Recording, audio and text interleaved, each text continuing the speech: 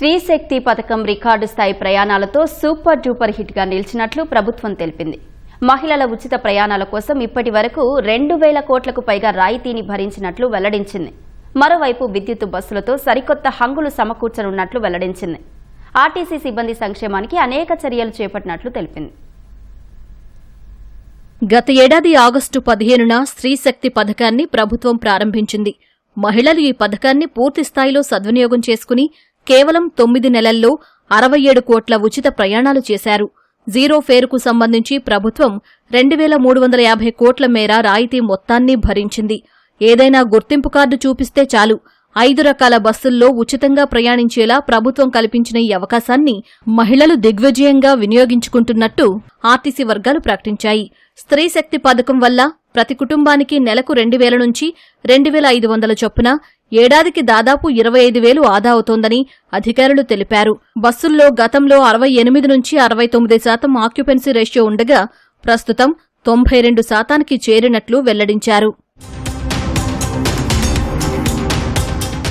గతంలో ప్రైవేటు వాహనాలు, ఆటోల్లోనే ఎక్కువగా ప్రయాణించిన మహిళలు ప్రస్తుతం ఆర్టీసీ బస్సుల బాట పట్టారు. దీంతో ప్రమాదాల బారిన పడి మరణించే వారి సంఖ్య గణనీయంగా తగ్గినట్లు ప్రభుత్వం వెల్లడించింది. ప్రమాదాల్లో మహిళల మరణాల సంఖ్య 39% తగ్గినట్టు ఆర్టీసీ అధికారులు గుర్తించారు. దివ్యాంగులకు ఉచిత ప్రయాణ సదుపాయం అమలు చేయగా ఇప్పటి వరకు 25 లక్షల ఉచిత ప్రయాణాలు చేసినట్లు ఆర్టీసీ అధికారులు తెలిపారు.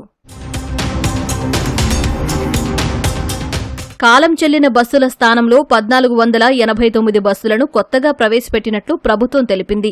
కేంద్రం సహకారంతో 1450 విద్యుత్ బస్సులను అందుబాటులోకి తీసుకురానున్నట్లు వెల్లడించింది. 338 బస్ స్టేషన్లలో మౌలిక సదుపాయాల కల్పనకు 38 కోట్లు కేటాయించినట్లు తెలిపింది. ఆర్టీసీ సేవలపై ప్రతివారం సీఎం చంద్రబాబు స్వయంగా పర్యవేక్షిస్తున్నట్లు వెల్లడించింది.